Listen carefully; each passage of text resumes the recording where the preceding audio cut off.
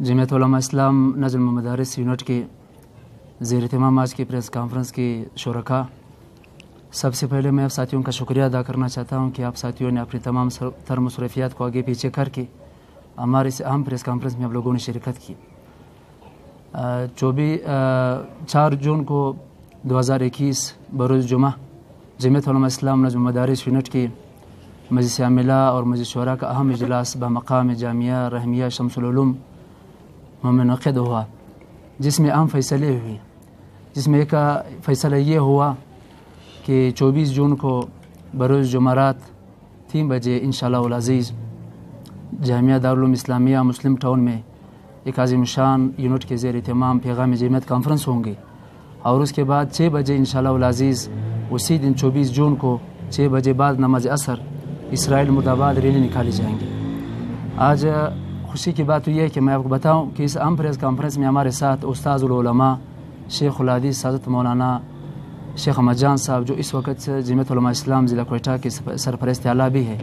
ہمارے لیے خوش قسمتی کی بات ہے کہ وہ آج اس اہم پریس کانفرنس میں ہمارے ساتھ شریک ہے۔ انشاءاللہ وہ بھی آپ سے مخاطب ہوں گے ملکی اور بین الاقوامی حالات پر۔ تو انشاءاللہ العزیز جمعیت علماء اسلام نجم مدارس یونٹ کے زیر اہتمام 24 جون کو بروز جمعرات 3 بجے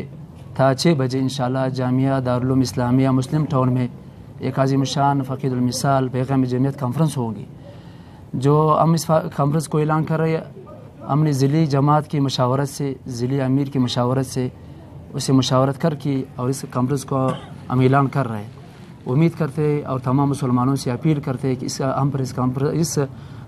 پیغام جمعیت کانفرنس کو کامیاب بنانے کے لیے وہ اپنے تمام تر صلاحیتوں کو بکار لائیں گے۔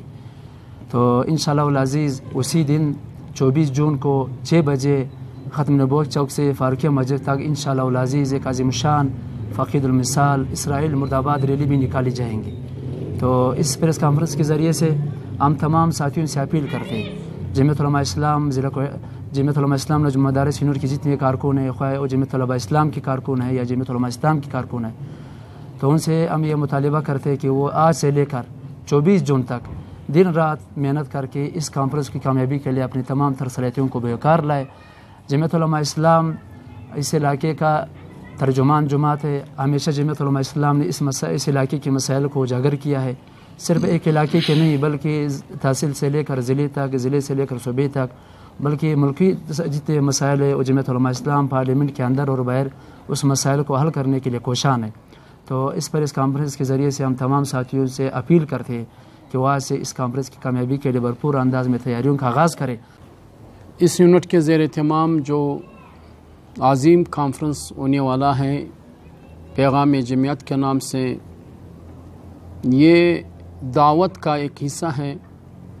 جمعیت کا پروگرام پہنچانے کا ایک حصہ ہے اور ایک ذریعہ ہے۔ جمعیت علماء اسلام اس وقت عالم اسلام کا ایک بہت بڑا عظیم جماعت ہے۔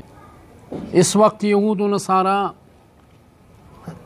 اسلام کو کیسے نیچے دکھانا چاہتا ہے اور کیا کیا منصوبے وہ بنا رہے ہیں، جمعیت علماء اسلام کا اس پر بڑی نظر ہے۔ ہمیشہ وہ کوشش کرتے ہیں مسلمانوں کا مزاج جاننے کے لیے کہ اب وہ کتنا اسلام سے دور ہوا ہے، اسلامی اقدار کے حوالے سے وہ کتنے ابھی کمزور ہے یا نہیں، وہ ہمیشہ ہمارے ٹیسٹ لیتے ہیں۔ کبھی تو سرور کائنات صلی اللہ علیہ وسلم کے خاکے بناتے ہیں، کبھی اسلام کے اہم عقائد پر حملہ آور ہوتے ہیں، جیسے ختم نبوت کا عقیدہ ہے۔ یہ اسلام کا ایک بہت بڑا بنیادی عقیدہ ہے۔ ختم نبوت کے عقیدے کے بغیر مسلمان نہیں رہ سکتا ہے۔ دوسری بات آپ کہ یہ بنیادی عقائد پر اور بنیادی چیزوں پر اسلام کے حملہ آور ہیں، ان میں سے ایک یہ بھی ہے کہ اب ایک عورت ہے ملالہ کے نام سے، یہ یہود اور نصارہ کافی عرصے سے اس عورت کو کبھی کس نام سے میڈیا پر لاتے ہیں، کبھی کس نام سے لاتے ہیں، کبھی بہت ہوشیار اور کبھی بہت بڑی تعلیم یافتہ نام سے اس کو لاتی ہیں۔ اب اس کے وہ غلط اور غلیظ منصوبے بھی امت کے سامنے آ گئے۔ اب انہوں نے یہ کہا ہے کہ نکاح کی کیا ضرورت ہے۔ آخر یہ ایک عورت کی بات نہیں ہے، یہ مسلمانوں کے جذبات کو ابار رہا ہے اور اس کا ٹیسٹ لے رہا ہے کہ مسلمان اب کہاں تک یہ اپنے عقائد پر مضبوط ہے یا نہیں ہے۔ اب یہ کتنا یہ عقل سے دور کی بات ہے کہ نکاح کا ضرورت نہیں ہے۔ پوری تاریخ دیکھے، جتنے بھی مذاہب آئے ہیں، خواہ اپنے زمانے میں یہودی مذہب حق تھے موسیٰ علیہ السلام کے زمانے میں، یا پھر عیسیٰ علیہ السلام کے دور میں، یا اس کے علاوہ جو انبیاء کرام آئے ہیں، کسی مذہب میں بھی